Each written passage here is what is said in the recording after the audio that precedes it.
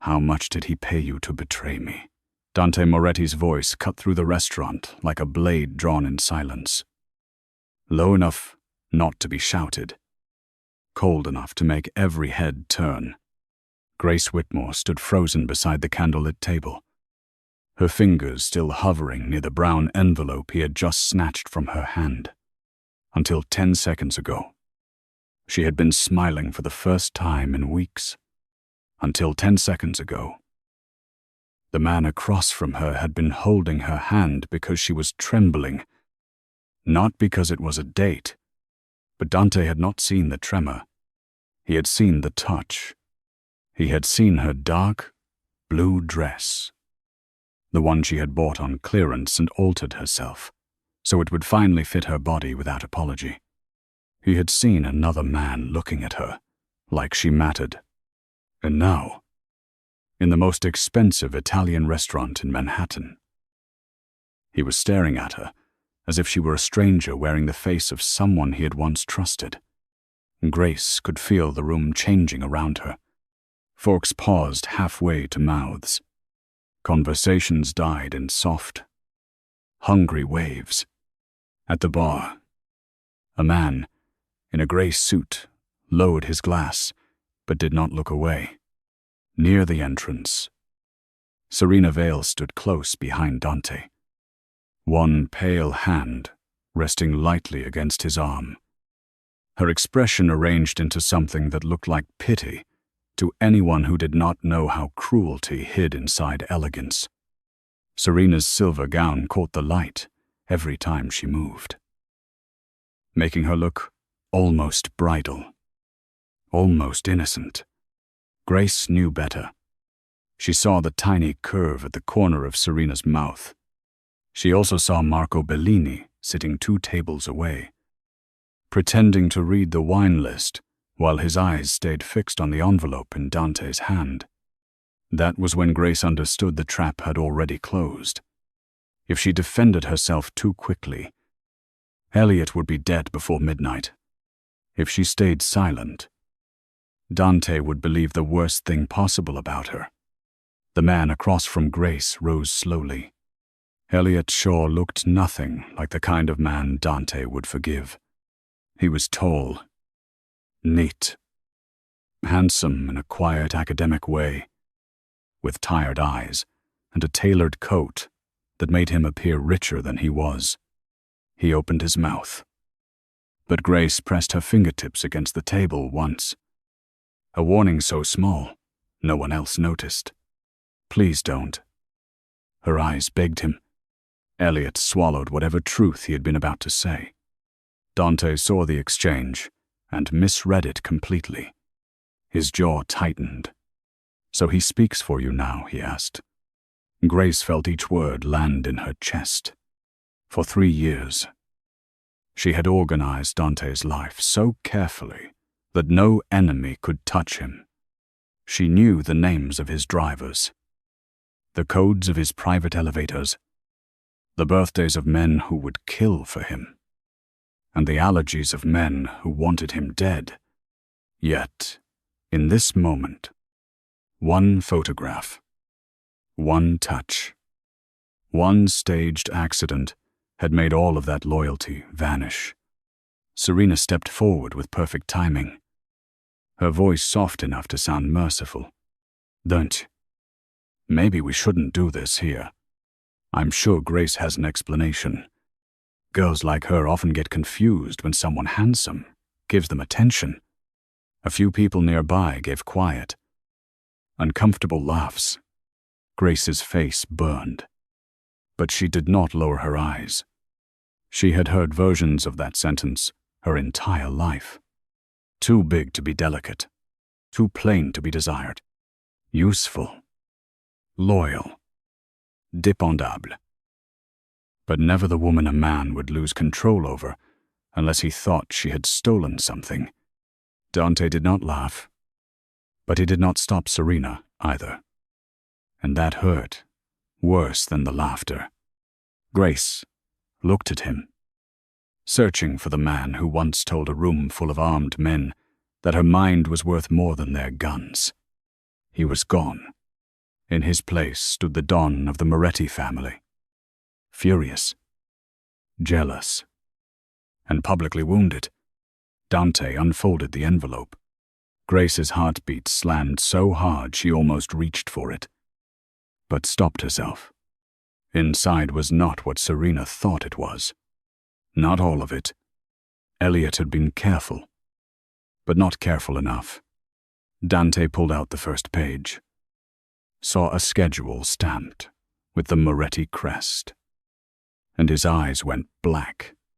Serena inhaled softly, as if wounded on his behalf. "That looks like your gala route," she whispered. "The one only your inner office had access to." Dante looked back at Grace. "My private route," he said, "in the hands of a man I've never seen before." Grace forced herself to speak evenly, though her fingers shook against her dress. "You don't know what you're looking at." His laugh had no warmth. "Then enlighten me. Miss Whitmore, tell everyone in this room why my assistant is meeting a stranger at Bella Vita with restricted documents in her purse." There it was. Not Grace. Not the woman who had stayed awake through his fevers, negotiated with bankers at dawn, and once stepped between him and a gunman because she had noticed the man's left sleeve hanging wrong. Miss Whitmore, his employee, a replaceable title spoken like a verdict. Elliot took one step toward her, but Marco shifted near the bar, his hand disappearing under his jacket. Grace saw it. Serena saw Grace see it. Dante did not. That was the genius of Serena's cruelty. She never struck where the world could see the knife. Grace lifted her chin. "I can't explain it here," she said. The answer sounded guilty, even to her own ears. A murmur moved through the restaurant. Serena's expression softened further, becoming almost maternal. "Oh, Grace," she said. "Silence only makes it worse." Grace wanted to turn on her then. She wanted to say Serena had doctored the access logs. Serena had threatened Elliot. Serena had changed Dante's motorcade route. But Elliot's life hung between her teeth. Dante stepped closer until the warmth of him surrounded her. That familiar scent of cedar, smoke, and expensive wool. Once, that nearness had made her feel safe. Now it made her feel cornered. "Look at me," he said. Grace did. His eyes flicked over her face, then down to the silver key-shaped pendant resting at her throat. For a second, something uncertain passed through him, something almost soft. Then Serena touched his sleeve again, and it disappeared. "You wore that tonight?" he asked, his voice lower. Grace's hand moved instinctively toward the pendant. "It's mine. Nothing connected to my house is yours unless I allow it," he said. The sentence silenced even Serena. Grace felt the blood drain from her face. Dante seemed to realize what he had said, a second too late. But pride closed over regret before it could breathe. He handed the envelope to one of his men. "Take her access card. Search her office. Freeze every file she touched this week." The humiliation did not explode. It spread slowly, like ink in water. A waiter looked away as if Grace was something broken on the floor. A woman at a nearby table whispered behind her napkin. Someone raised a phone, pretending to check a message while recording everything. Grace reached into her clutch and removed the black Moretti access card she had carried for 3 years. Dante did not take it himself. He let Serena's driver step forward and collect it from her palm. That, too, was a message. Grace was no longer close enough to be handled by him. Serena tilted her head and gave a gentle sigh. For what it's worth, Grace, I hope he was kind to you. Women like us should never be made fools of by men. Grace almost smiled at the absurdity of it. Women like us. Serena had never spent her life squeezing herself into corners so other people could feel comfortable. Elliot's voice finally cracked through the room. Grace didn't betray anyone. Marco's hand moved again. Grace turned sharply. Elliot. Don't. The name escaped before she could stop it. Dante caught it immediately. So he has a name. His gaze sharpened with a new kind of pain. One Grace had never seen directed at her. How long? She stared at him. Confused. What? How long have you been meeting him? The question was not about documents anymore. Everyone heard it. Serena heard it most clearly of all. Her eyes gleamed. Grace understood then that the trap had two doors. One marked traitor. One marked woman. Dante would punish her for both. She could have told him Elliot was her brother. She could have destroyed the jealousy in one sentence. But Marco was watching. And Serena was waiting for that exact truth.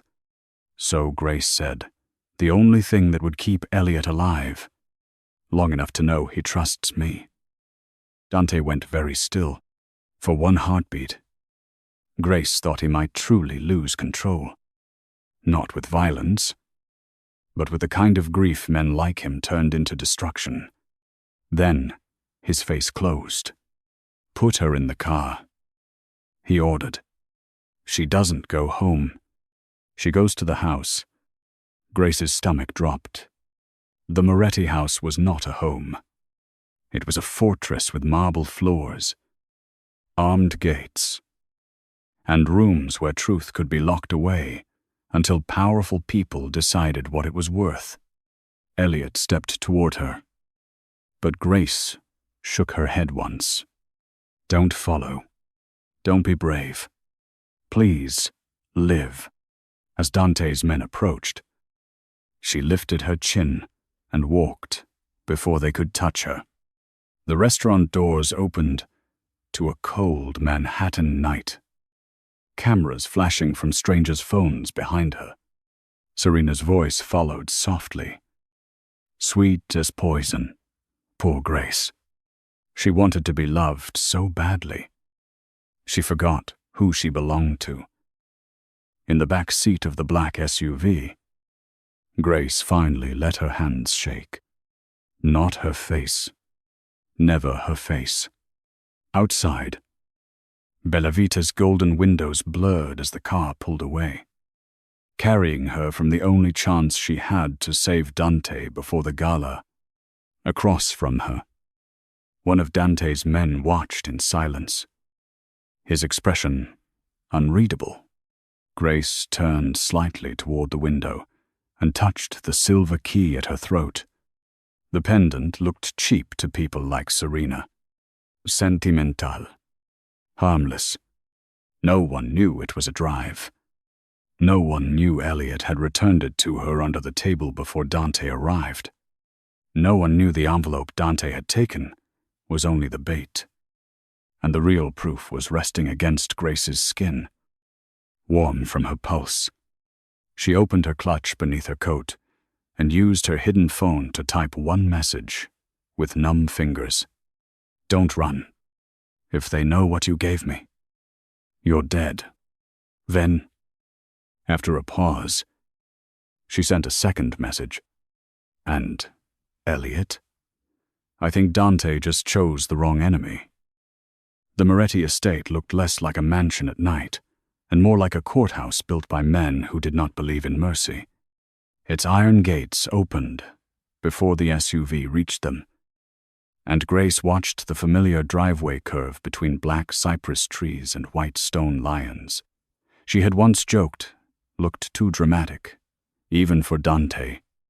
No one laughed tonight. The house was lit from every window, which meant Serena had already made sure everyone was awake. watching, and ready to judge. When the car stopped, Grace stepped out before the guard could open her door. The cold air hit her bare shoulders through her coat. But she refused to shiver.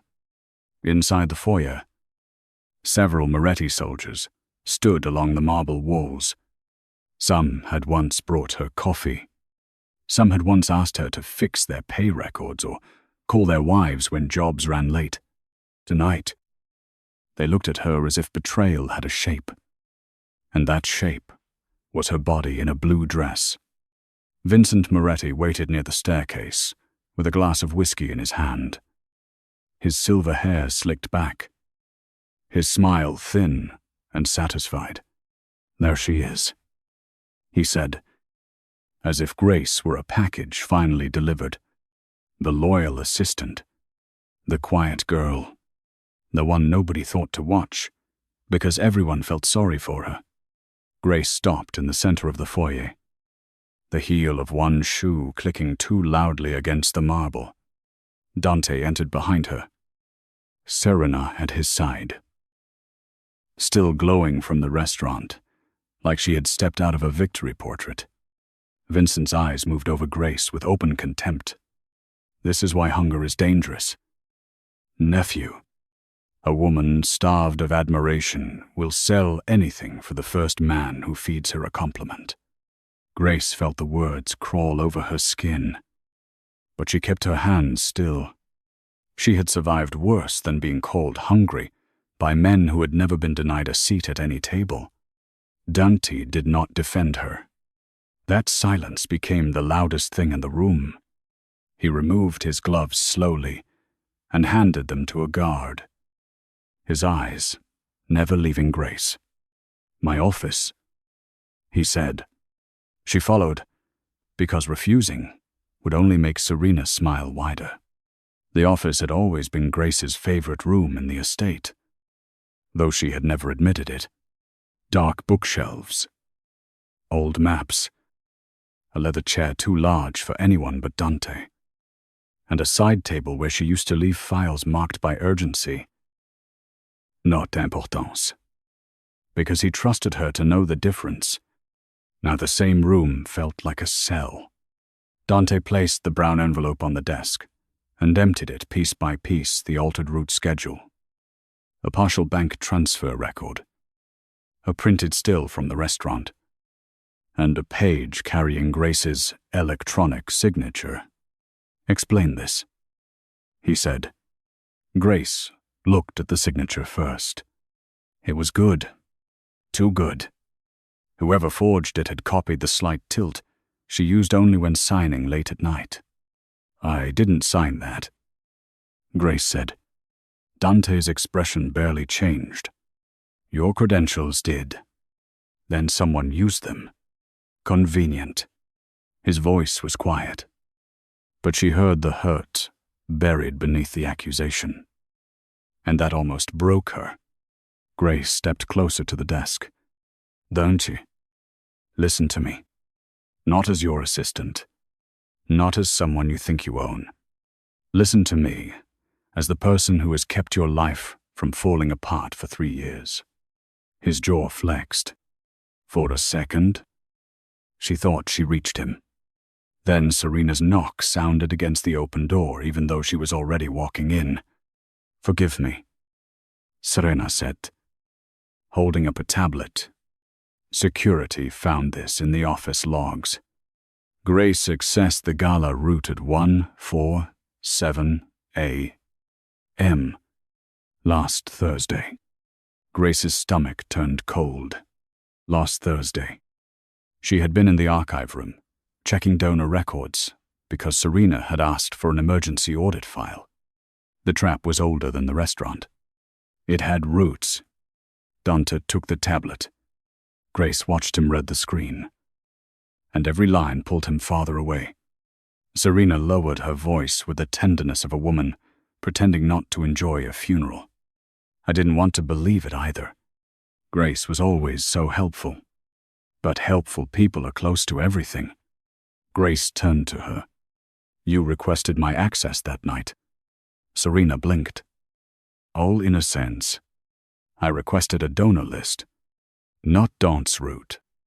You know what you did. Grace said. The words were dangerous, and she knew it the second they left her mouth. Serena's soft expression vanished for one flicker, revealing the hard, bright thing underneath. Then she smiled again. Don't. She's scared. Cornered people blame whoever is nearest. Dante looked at Grace. Who is Elliot? The question landed like a blade placed carefully between ribs. Grace could not answer. Not here. Not with Serena listening. Not while Marco and his men could reach a hospital faster than Dante could reach the truth. Someone who gave me a reason to be careful, Grace said. Dante's eyes darkened. That isn't an answer. It's the only one I can give you right now. He laughed once. Without humor. You stand in my house, with stolen documents and another man's name on your lips. And still, expect me to trust your timing, Grace swallowed, fighting the urge to scream. No, I expect you to remember mine. I have never missed a threat to you. Not one. Dante leaned over the desk, palms flat against the wood. Except yourself. The room went silent. Grace felt that sentence cut deeper than the one in the restaurant, because this time no crowd had forced his cruelty. It was just him. Just his fear. Dressed as authority. Serena lowered her gaze, but Grace saw her reflection in the window, smiling. By midnight, Grace's world inside the Moretti Empire had been erased. Her access to the financial servers was terminated. Her office door was sealed. 2 guards removed the framed degree from her wall, as if even her education belonged to Dante now.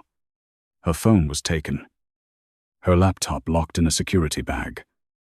Her files boxed without her permission. Every person she passed in the corridor suddenly found something else to look at.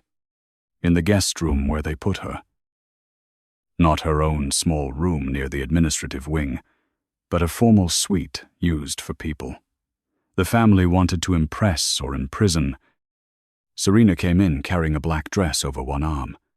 For tomorrow, she said, if Dante decides to question you in front of the council, you should wear something less desperate. Grace looked at the dress. It was beautiful, expensive, and deliberately 2 sizes too small. Grace did not touch it. You planned the restaurant. Serena's smile thinned. You planned it by thinking a man like Dante could ever look at you and see more than convenience. Grace stepped toward her, anger finally warming the numb places inside her. You're afraid of what I know.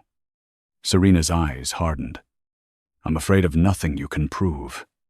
Then she moved closer, lowering her voice until it became a whisper, meant only for Grace. But you should be afraid for Elliot. Hospitals are such fragile places. Power goes out. Nurses get confused. Patients with weak hearts stop breathing all the time. Grace's blood turned to ice. Serena stepped back, smoothing the black dress with one hand. So be a good girl. Cry. Confess. Let Dante hate you. It's cleaner than making your brother disappear. The word brother struck the room like a gunshot. Only Grace could hear. After Serena left, Grace sat on the edge of the bed until the house settled into its late-night silence. Only then did she allow her hand to move to the silver key at her throat. The drive was still there. Serena had not searched her body because women like Serena never believed something important they could rest against skin they considered unworthy. Grace almost laughed, but the sound broke before it escaped. She thought of Elliot in the hospital. his thin wrist under her fingers, his voice begging her not to risk herself for him. She thought of Dante's face when he called her the threat. Then, a soft click came from the balcony door. Grace stood quickly, grabbing the lamp from the bedside table. The door opened just enough for Luca Romano to slip inside. One hand raised. "Don't hit me," he whispered. "I'm on your side." Grace stared at him. Luca had been Dante's shadow for 5 years, and one of the first men in the house to laugh when Serena called her the office cushion at a Christmas dinner. He looked ashamed now, which made him harder to trust. Not easier. "Why?" Grace asked. Luca pulled a small phone from his jacket and placed it on the table. "Because my sister is alive, because of you." Grace blinked. He continued, voice rough. 2 years ago, the hospital was going to stop her treatment. An anonymous payment cleared the debt. I found out last month. It was you. Grace looked away. "That wasn't for leverage." "I know," Luca said. "That's why I believe you." He nodded toward the hallway. "Serena has Marco watching the hospital. If you know something, move fast. By tomorrow night, the gala route becomes active. Whatever they're planning, it's not weeks away. It's tomorrow." The room tilted for one terrifying second. Grace gripped the edge of the table. "Tomorrow," Luca nodded. "Dante's motorcade leaves after the foundation gala at 11:30. Marco changed the backup route himself.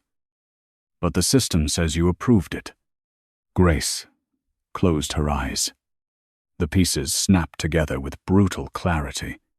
Serena did not only want to frame her after Dante died, she wanted Dante alive long enough to hate Grace first. So when the attack came, every finger would point in the direction Serena had chosen.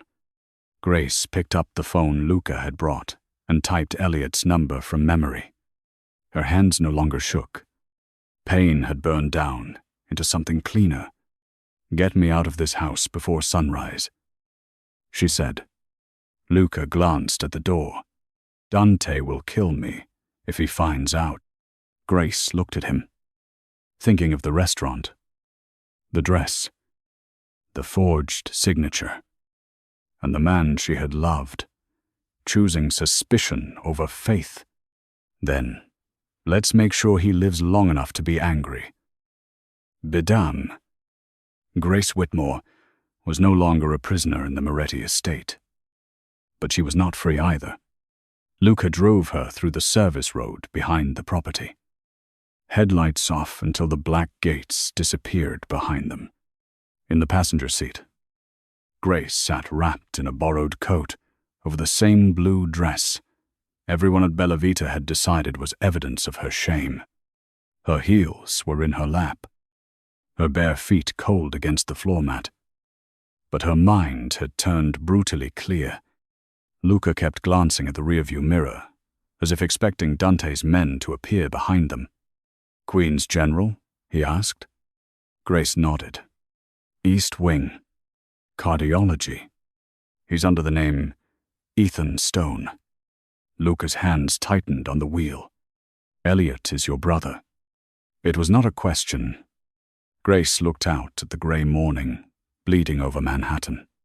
"Half-brother," she said quietly. "Same mother, different fathers. Same curse of knowing too much about rich men's money." Elliot was awake when Grace slipped into his hospital room, though his face looked paler than it had at Bella Vita. The machines beside his bed hummed with a gentle indifference that made Grace want to tear every wire from the wall and carry him somewhere no one knew their names. He tried to sit up when he saw her, then winced and grabbed his chest.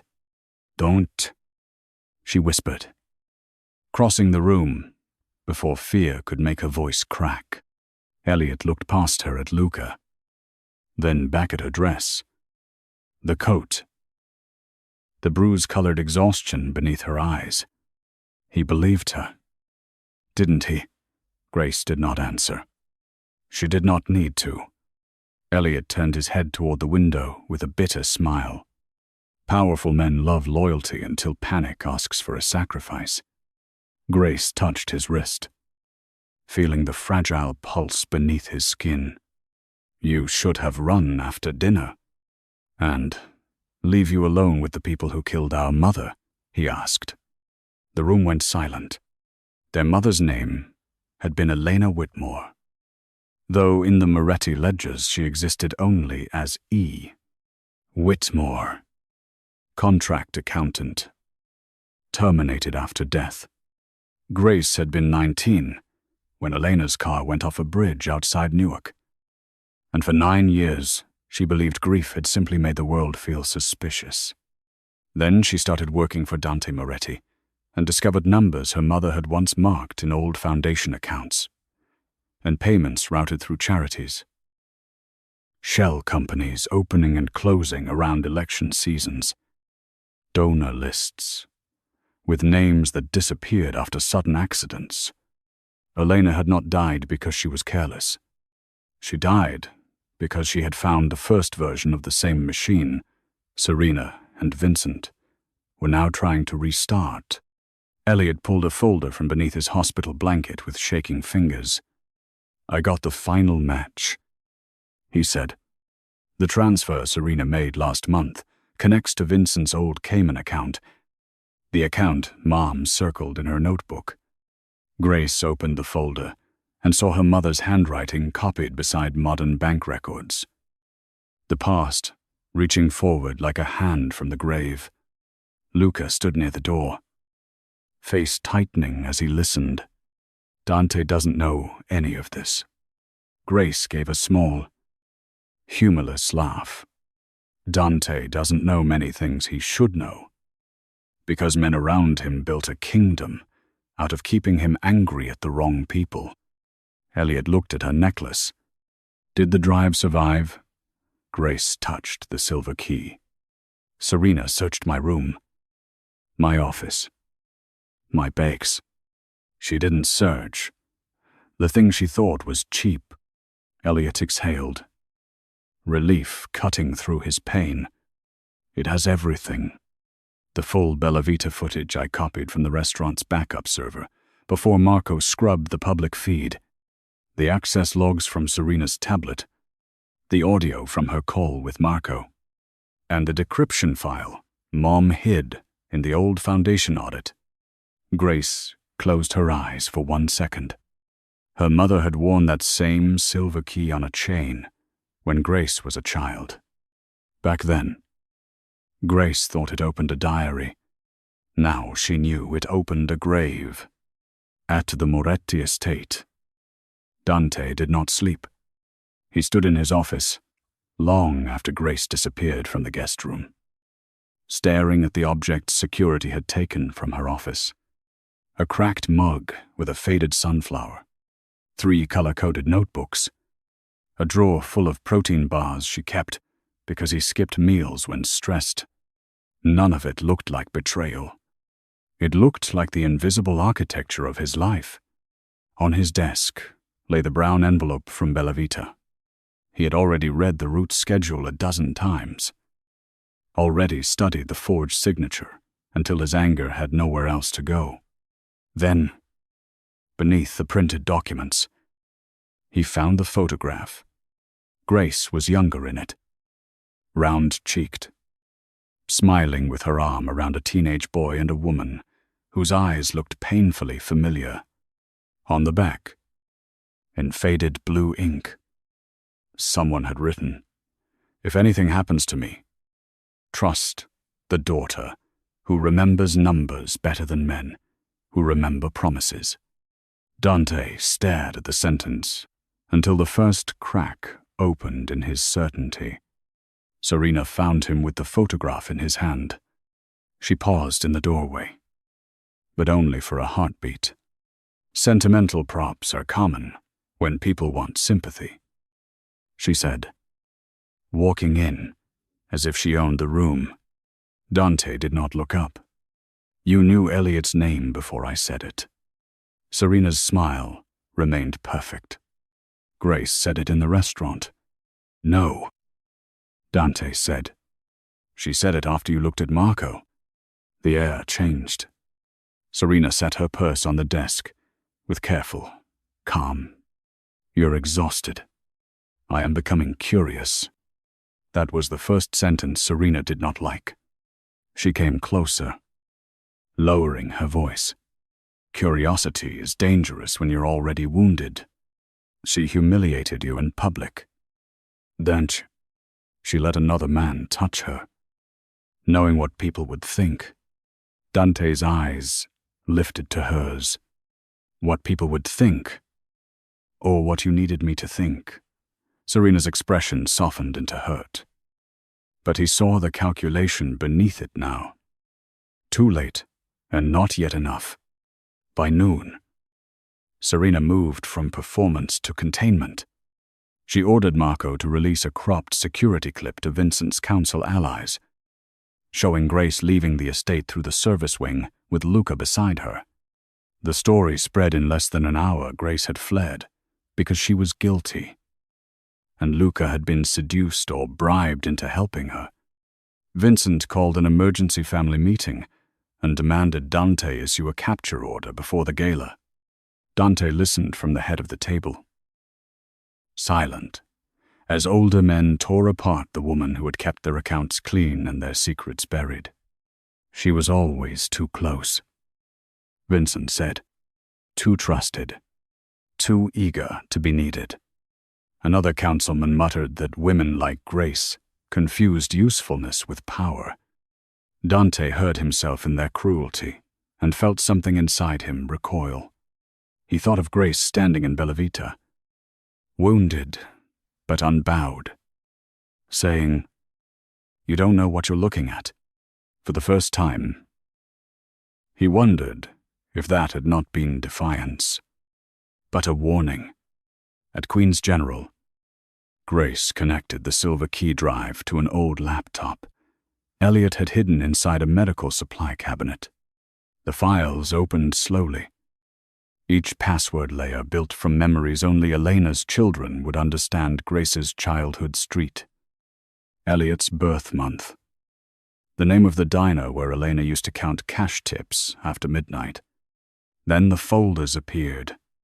Bella Vita, Raw, Gala, Route, Access, Vale, Audio, Moretti, Foundation, Ledger. Grace opened the audio first. Serena's voice filled the hospital room, crisp and cold through the laptop speakers. Let Grace take the fall. Dante will believe betrayal faster than loyalty from a woman he is afraid to love. Luca swore under his breath. Elliot looked at Grace, but she kept her eyes on the screen. The sentence should have destroyed her. Instead, it gave shape to something she had felt for years. Dante's tenderness had always stopped at the edge of fear. He could trust her with his empire, but not with his heart. The plan formed because there was no gentler option left. The gala would gather everyone Serena had manipulated: the council, donors, reporters, federal contacts, foundation attorneys, and the families who smiled at Dante while waiting for him to bleed.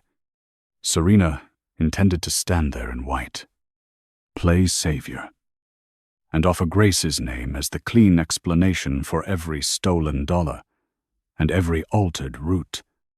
Grace would let her. "We don't leak the files now," she said.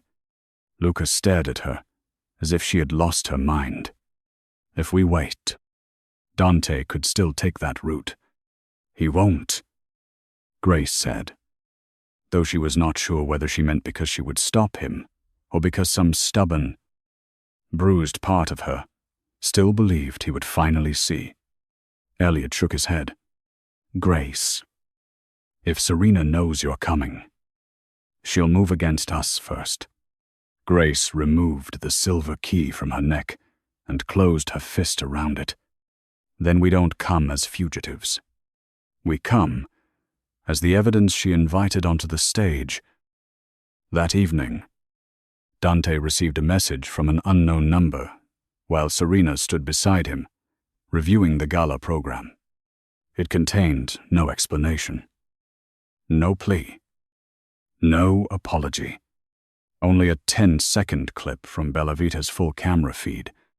In the video, Elliot did not take the silver key from Grace. He slid it back into her palm beneath the table, while whispering something Dante could not hear. Then Grace looked toward the bar, her face changing when she saw Marco.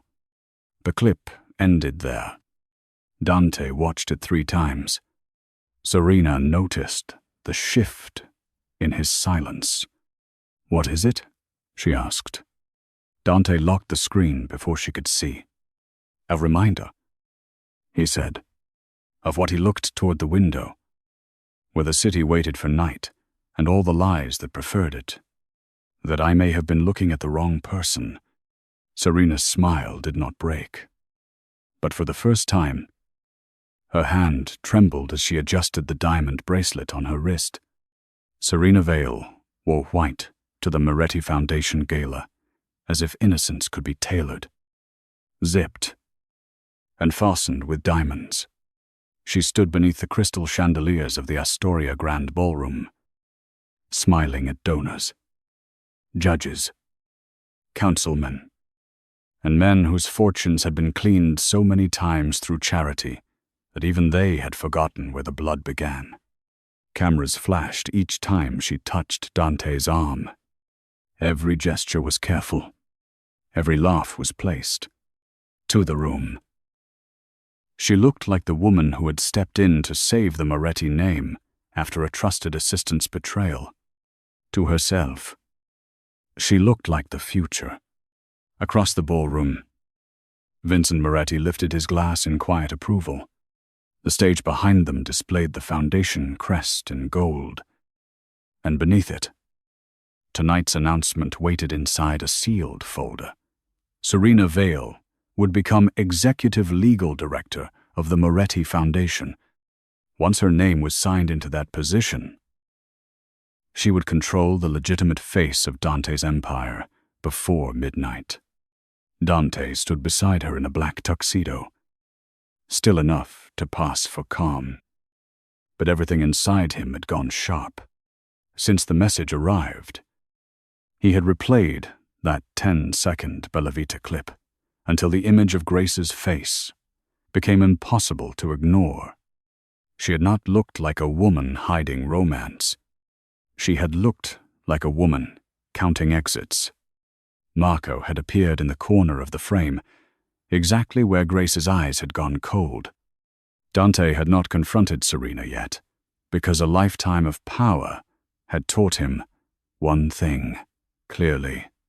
Liars confessed most cleanly when they believed the knife was still in their hand. So he let Serena smile. He let Vincent introduce her to donors as the only person brave enough to help us clean up this unfortunate internal betrayal. He let the room murmur Grace's name like dirt beneath polished shoes, and with every insult spoken softly over champagne. Dante felt the weight of his own voice at Bellavita pressing harder against his throat. At 9:30, Vincent took the stage and tapped the microphone.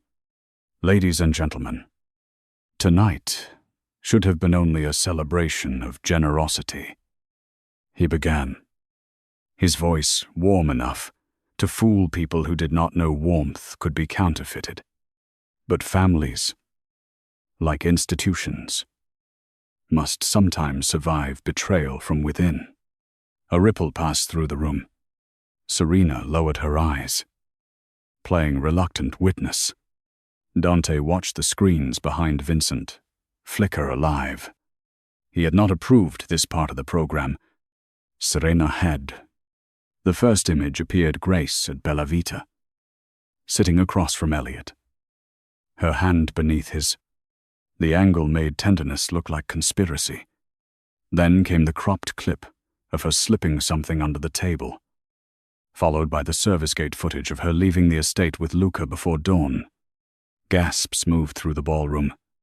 One woman whispered, "That poor man trusted her."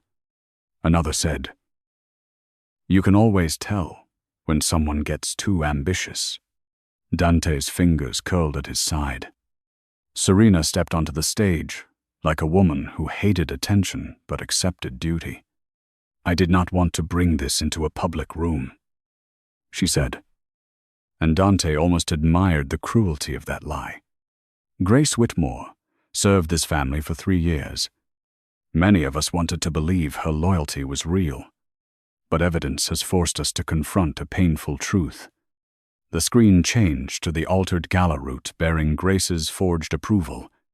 Serena turned slightly, letting the room see the sadness in her profile. Tonight, Dante Moretti was supposed to travel through a route that had been compromised. Had we not discovered the leak, he might not be standing here. A murmur of horror rose. Vincent bowed his head, as if in grief. Then Serena delivered the final cut. "I believe Grace sold his private route to enemies of this family through the man seen with her at Bella Vita. We have reason to think she has fled." The ballroom doors opened before the sentence finished. Grace Whitmore walked in alone, and the room reacted as if the accusation had summoned her. She was not wearing the black dress Serena had delivered like an insult. She wore a champagne-colored suit that fit her body with quiet precision, soft at the waist, sharp at the shoulders, elegant in a way that did not apologize for taking space. Her hair was swept back from her face. The silver key hung at her throat. Behind her, reporters lifted their cameras before anyone could stop them. Dante turned toward her, and for a second, the ballroom, Serena, Vincent, the whole empire fell away. Grace looked at him only once. There was no pleading in her eyes, no desperate need to be believed. That absence cut him more deeply than her anger would have. She had come not to ask for trust, but to prove what his trust had failed to protect. Serena recovered first, because women like her survived by never letting surprise remain visible for more than a breath. "Grace," she said gently into the microphone, "you shouldn't have come here. This will only make things harder for you." Grace walked toward the stage, every step measured.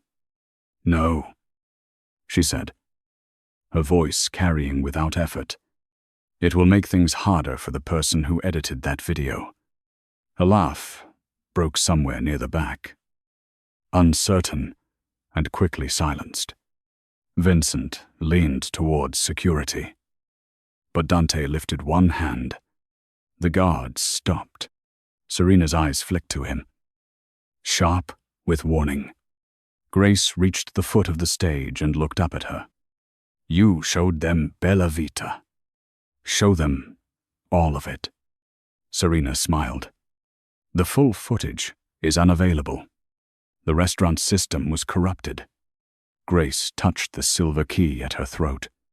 "That's strange," she said, "because Elliot copied the backup before Marco Bellini deleted the public feed." The first crack was audible in the room's silence. Dante looked toward Marco, who had gone pale near the side entrance. Grace removed the silver key from her necklace and handed it to a young technician standing beside the media table.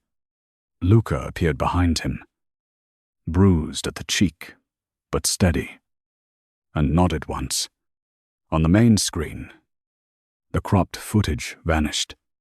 The full Bella Vita feed appeared, wider and clearer. It showed Elliot seated across from Grace, his face strained, not romantic. It showed him sliding the silver key back into her palm under the table. It showed Grace turning toward the bar, seeing Marco, and warning Elliot not to speak. It showed Dante arriving seconds later, with Serena close behind him. Serena looking directly at Marco before whispering in Dante's ear. The room watched the scene replay without Serena's cuts, and the story changed shape in front of everyone. Grace did not look guilty. She looked trapped. Serena's face hardened. A touching performance. But it proves nothing. She still had the root. Grace nodded once. You're right. So let's talk about the root. The screen changed to a system log. Rows of timestamps and access credentials. A tu nu patruzeci? Și 7 M. Last Thursday. My credentials were used to approve a route change.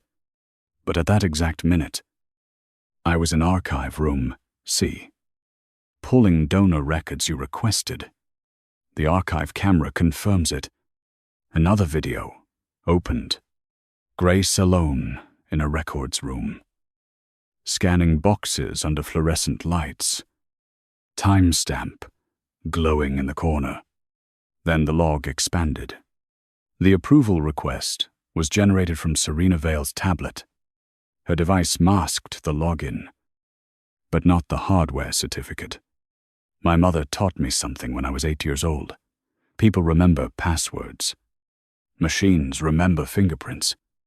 A low sound moved through the room. Half shock, half recognition. Dante looked at Serena. She had stopped pretending to be sad. Vincent moved toward the microphone. Anger breaking through his polished mask. This is absurd. A disgruntled employee can fabricate digital evidence. Grace turned to him. I expected you to say that. The screen shifted again. This time, showing foundation ledgers tied to shell accounts. So I brought the money. Vincent froze. Grace's voice remained calm, but her hand tightened around the folder she carried. For 9 years, a portion of Moretti Foundation donations has been diverted through 3 shell companies. The original structure was built by Vincent Moretti after my mother. Elena Whitmore discovered the first irregularities. She died before she could testify. Dante's head snapped toward Vincent. The older man's face had gone gray. Grace continued. And now the room heard the pain beneath her composure. Serena restarted the same pipeline last month. Elliot Shaw was forced to alter the reports. When he refused to keep lying, she threatened his medical treatment.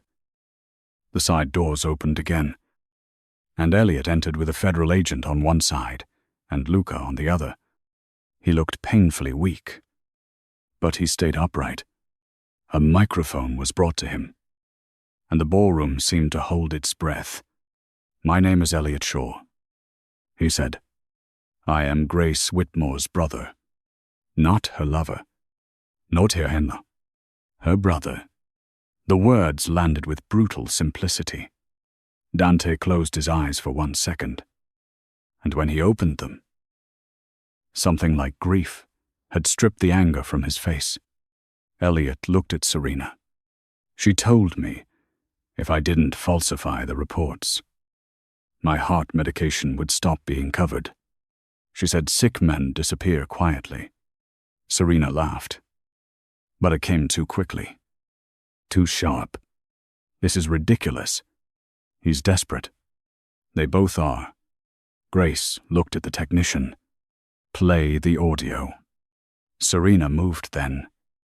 Not toward Grace, but toward the media table. Dante caught her wrist before she made it 2 steps. Her recorded voice filled the ballroom, cold and unmistakable. Let Grace take the fall. Dante will believe betrayal faster than loyalty from a woman he is afraid to love. No one moved. The recording continued. Serena instructing Marco to alter the route, leak the cropped footage, and keep Elliot under watch until the gala ended. By the time it stopped, the woman in white no longer looked innocent. She looked naked beneath the lights. Marco tried to slip through the service door, but federal agents caught him before he reached it. Vincent shouted for lawyers. Reporters surged forward. Donors backed away from Serena, as if corruption were contagious. Dante released her wrist like touching her, disgusted him. Serena turned on Grace then. All softness gone. "You think he'll choose you now," she hissed. Grace looked at her without flinching. "This was never about being chosen by him. That's why you lost." Dante stepped toward Grace, but she lifted one hand and stopped him before the whole room. The gesture was small, yet it struck harder than any accusation. He obeyed. That was when everyone understood. Power had shifted. Dante Moretti, who could silence rooms with a glance, stood silent because Grace Whitmore had not given him permission to speak for her. She took the microphone from Elliot and turned to the crowd that had laughed at her body, doubted her loyalty, and swallowed Serena's lies because beauty sounded more believable than pain. "At Bella Vita, Dante asked how much I was paid to betray him," she said. Her voice wavered once, then steadied. "The truth is, I was never paid enough to save him. I did it anyway." Dante flinched as if the words had struck him physically. Grace looked at him then. "Finally, you didn't lose control because I betrayed you. You lost control because, for 1 second, I looked like I belonged to myself." Serena was taken from the ballroom in handcuffs, still wearing white, still trying to hold her chin high, while cameras captured every crack in her face. Vincent followed under federal escort, shouting that the Moretti name would destroy everyone in the room. But no one moved to help him. Marco broke before they reached the hallway, already offering names, accounts, Ruth, anything that might save him. The gala dissolved into chaos. Yet at the center of it, Grace stood completely still. Dante approached slowly this time, as if nearing a wounded animal he had once mistaken for prey. "Grace," he said, and her name sounded different in his mouth now. Not employee, not possession, not accusation. She looked at him with eyes too tired to be cruel. "Don't apologize here," she said softly. "Not in front of people. Not while it benefits you." Then she turned away, walked past the flashing cameras, and left Dante standing beneath the golden crest of his own foundation. Alive, because of the woman he had humiliated. For the first time in 3 years, Grace Whitmore woke up in a room that did not belong to Dante Moretti. It was a small hotel suite overlooking the East River, paid for under Luca's name, with a broken coffee machine on the counter and curtains too thin to keep out the morning. It was not beautiful. It was not safe in the way marble gates and armed guards pretended to be safe. But when Grace opened her eyes and heard no footsteps outside her door, no whispered judgment in the hallway, no Serena-shaped cruelty waiting beside her bed, she breathed like someone who had been underwater too long. Her blue dress from Bella Vita hung over the back of a chair. The champagne suit lay folded beside it, smelling faintly of perfume. Cameras. And the moment her life stopped being a rumor, on the bedside table, the silver key rested beside her phone. It looked smaller in daylight, almost harmless, almost impossible to believe it had brought an empire to its knees. By noon, Serena Vale's face was everywhere. News channels replayed the moment her voice filled the ballroom. That perfect, poisonous sentence about Dante believing betrayal faster than loyalty. Reporters called it the Foundation scandal. Federal prosecutors called it organized financial fraud. Witness intimidation, evidence tampering, and conspiracy tied to a planned armed ambush. Grace called it what it had always been: survival, wearing expensive clothes. Vincent Moretti's lawyers tried to claim he was too old, too ill, too removed from daily operations to understand what had happened. But the ledgers Elena Whitmore had marked years ago destroyed that story before it could breathe. Marco Bellini broke before breakfast. Naming accounts, drivers, fake donors, and the men placed along Dante's altered route. Serena, who had always known how to cry beautifully in public, cried once outside the courthouse. This time, no one mistook it for innocence. Dante did not come to the hotel that day. Grace knew, because part of her kept expecting him, and another part hated that expectation. Instead, a courier arrived with a single envelope and no flowers.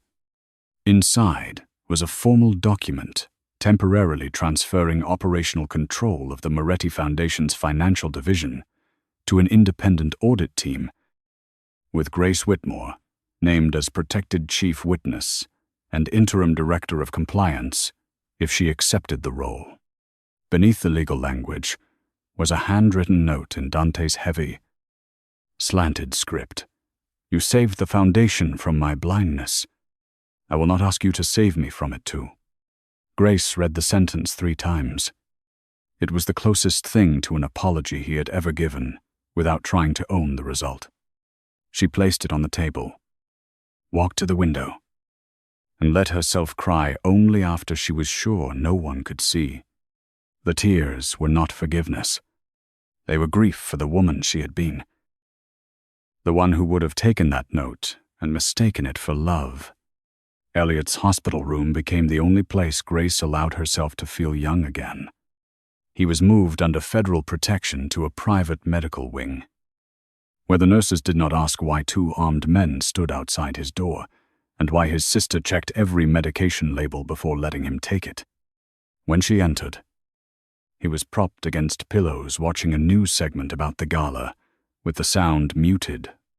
On screen, Grace stood beneath chandeliers, calm and untouchable, while the caption read, "Assistant exposes Mafia Foundation fraud."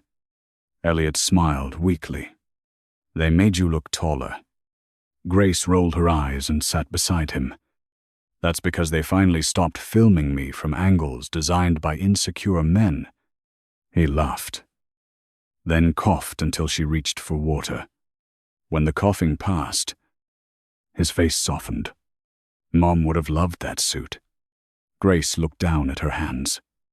Mom would have told me I waited too long to use the key. Elliot shook his head. No. She would have said you used it when the lock finally mattered. 3 days later, Grace returned to the Moretti estate. Not as a prisoner, not as an assistant, and not through the service entrance. She arrived in a black sedan with Luca in the driver's seat and 2 federal auditors behind her. The iron gates opened slowly. Men who had once watched her carry coffee, contracts, and other people's secrets now stepped aside with lowered eyes. In the foyer, the same marble floor reflected her figure in a dark green dress and long coat. Vincent's portrait had been removed from the wall, leaving a pale rectangle where power used to hang. Dante waited at the foot of the staircase. He wore no tie, no overcoat, no armor except the exhaustion on his face. For a moment, neither of them spoke. Grace remembered standing there in blue silk, while Vincent called her hungry. She remembered Dante's silence, The memory did not stab anymore, but it had not vanished. It had become a scar. And scars did not disappear just because the person who caused them looked sorry. "I cleared your office," Dante said, then stopped. When he heard himself, pain crossed his face. "No, I didn't clear it. I restored it. Everything taken from you has been returned.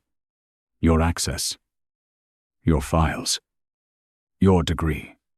The council has signed your appointment. If you want it."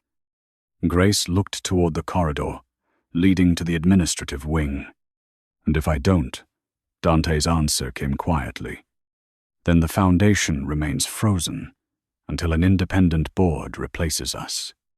I won't use your work without your consent." That was new. Not the offer. The restraint. Grace studied him carefully. Searching for the man who had once said nothing connected to his house was hers unless he allowed it. "You understand that I will not work under you again?" Dante nodded. "You won't. The new structure makes you answerable to the board and federal oversight." A faint, sad smile touched his mouth. "It turns out the safest thing for my empire is giving you the power I should have recognized before." Grace walked past him into her old office. The door had been repaired where security broke the lock. Her sunflower mug sat on the desk, washed and turned toward the window. Her notebooks were stacked in order, though whoever arranged them had not understood her color system. The protein bars were gone, replaced by nothing, which made her smile despite herself. Dante remained in the doorway, not stepping inside. That mattered more than the restored access card lying on her desk. Was? He would have entered any room because the world had trained him to believe space bent for him. Now he waited. Grace picked up her degree from the shelf. Its frame had a tiny scratch across the bottom corner. "When Serena insulted me," she said without turning. "You heard her." Dante's silence answered before his voice did. "Yes. At the Christmas dinner. In the hallway. At Bella Vita." "Yes." Grace turned then. "You didn't believe I deserved cruelty. But you let it stay because stopping it would have forced you to admit I mattered." Dante looked down. "Yes?" The word was not enough, but it was clean. No excuse followed it. No mention of stress. Danger. Evidence. Betrayal. Or how hard it was for a man in his position. Grace had expected him to defend himself, because men like Dante usually apologized by explaining why their wound had been louder than yours. He did not. He stood in the doorway of the office she had rebuilt from the shadows, and let the truth make him smaller. "I am sorry," he said. "Not because you saved my life. Not because everyone knows I was wrong. I am sorry because you were standing in front of me, afraid for your brother, trying to protect me. And I chose humiliation because jealousy was easier than trust." Grace felt the sentence move through her like weather. It loosened something. It did not heal it. "I loved you," she said. And his face changed, as if the words had both given and taken away breath. That night, I think that was what hurt most. Not that my boss doubted me, but the man I loved made me feel foolish for ever hoping. Dante closed his eyes. When he opened them, they were wet, though no tear fell. "Do you still?" he asked. Grace looked at the silver key in her palm. She had carried it for evidence, for memory, for a mother who died with numbers no one wanted to read. Now it felt like something else, permission to unlock only what she chose. "I don't know," she said, "and you don't get to rush me into knowing." He nodded, accepting the blow because he had earned it. Then I'll wait outside whatever door you close." Grace laughed softly. Not because it was funny, but because a month ago that sentence from Dante Moretti would have sounded impossible. Don't make it poetic. Just make it true. For the first time since Bella Vita, something almost gentle passed between them, without being stolen by fear. Weeks passed, and Grace became a name no one in the Moretti world could say carelessly. She took the interim director role with conditions so strict, several council members resigned before signing. Every foundation account went through independent audit. Every donor had to be verified. Every family asset tied to Vincent was frozen pending investigation. Men who once called her Dante's assistant corrected themselves quickly. After the first time, she stared at them across the boardroom and asked whether they preferred to repeat the sentence for the federal transcript. Luca became her security chief, though he insisted on calling himself temporary until Grace informed him that temporary people did not reorganize an entire protection detail by snack preference and blood type. Elliot's treatment improved. He gained weight slowly, off-color returning to his face with each visit. And every time he teased Grace about becoming scarier than Dante. She told him. Power looked different when it did not need to shout. Serena's trial began in spring. She entered court in pale gray instead of white. Her hair pinned back, her face thinner, but still proud. Grace testified for 2 hours. She did not tremble when Serena's lawyer suggested she had exposed the scandal out of romantic bitterness. She did not flinch when he implied her feelings for Dante had made her unstable. Instead, she leaned toward the microphone and said, "My feelings made me patient. The evidence made me right." The courtroom went silent. Elliot testified after her. Marco testified against Serena and Vincent in exchange for a reduced sentence. Vincent, who had once called Grace hungry, was photographed leaving court without his watch, his cane, or any loyal man at his side. Serena looked at Grace only once as the judge denied bail after new witness intimidation evidence surfaced. There was hatred in her eyes, but also disbelief. She had lost because she never understood that Grace's silence had not been weakness. It had been strategy under pressure. The final scene returned, as all unfinished wounds seemed to Bella Vita. Dante reserved no private room, made no spectacle, invited no press. He chose the same table by the window and arrived before Grace, standing when she entered in a simple black dress that fit like confidence. For a moment, the restaurant seemed to remember.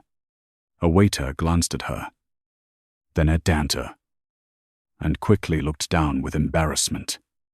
Grace sat without waiting for Dante to pull out her chair. He noticed. He smiled faintly. On the table lay a brown envelope. Grace looked at it and lifted one eyebrow. "That is a dangerous choice." Dante pushed it toward her. "I know." Inside was not jewelry, not a contract binding her to him, not a deed to something expensive meant to soften the shape of his guilt. It was his signed resignation from direct authority over the Moretti Foundation, effective after the board confirmed Grace's permanent appointment. Grace read it slowly. "You're giving up control." Dante's gaze stayed on her face. "No. I'm returning what never should have depended on my permission." She looked at him then. Really looked. The arrogance was not gone. Men like Dante did not become harmless because they regretted one wound. But something had changed. He no longer looked at her like loyalty was a thing he could lock inside his house. "Why?" here she asked. Dante's throat moved. Because this is where I made you stand alone, while people laughed. I wanted to come back as the man who knows better than to ask for forgiveness in public. Grace touched the edge of the envelope. And what are you asking for? A chance to earn trust without owning the person who gives it. The answer was quiet. It was not enough to erase Bella Vita, but for the first time, it did not feel like another cage. Grace looked out the window at Manhattan, glowing beyond the glass. She thought of the woman in the blue dress who had sat here with a secret against her heart and terror beneath her smile. She wished she could reach back and take that woman's hand. Tell her she would survive being misread. Tell her the world would still try to shrink her. But she would learn to occupy rooms so fully that even powerful men stepped aside. Then Grace removed the silver key from her purse and placed it on the table between them. Dante's eyes lowered to it. "Your mother's?" he asked. "Mine now," Grace said. "It doesn't open graves anymore." "What does it open?" She smiled. "Small and certain. Whatever I decide." Dante did not reach for it. He understood, finally, that some things could be admired only from the other side of permission. When they left Bella Vita, Dante did not put a hand on Grace's back to guide her through the door. He walked beside her. Outside, the city was cold, bright, and indifferent to every empire that thought itself permanent. Luca waited by the car, pretending not to watch them, with the smug satisfaction of a man who knew more than he planned to say. Dante paused at the curb. "Dinner next week?" he asked. Grace looked at him, considering not only the invitation, but the man behind it, the pain behind them, and the version of herself that no longer needed to be chosen in order to feel real. "Maybe," she said. Dante accepted the maybe, like it was sacred. Grace smiled then, not because everything was healed, but because for once the ending belonged to her. She stepped toward the car with the silver key warm in her palm. No longer Dante Moretti's assistant. No longer Serena Vale's target. No longer the woman everyone chose to blame. She was Grace Whitmore. And she had finally chosen herself